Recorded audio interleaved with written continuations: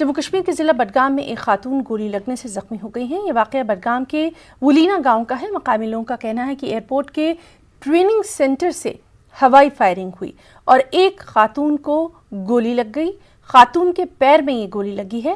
زخمی خاتون کو ضلع اسپتال بڈگام منتقل کیا گیا ہے۔ اس واقعے کے بعد مقامی لوگوں نے احتجاج کیا۔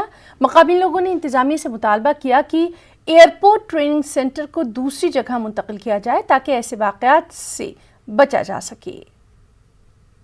جب لوگ گھروں سے باہر آئے تو تب ہی اچانک سے وہاں انٹرنیشنل ایئرپورٹ سے پھر سے فائرنگ شروع ہوئی، جس کے شکار پرٹیکولرلی وولینہ ہوتا ہے جو ایئرپورٹ سے کم ہی دوری پر پڑتا ہے۔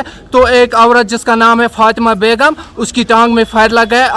اس وقت ہمارے گاؤں میں پوری دہشت کا ماحول ہے۔ تمام زن و مرد بچے سڑکوں پر ہے اور اچگام میں پورا پروٹیسٹ چل رہا ہے۔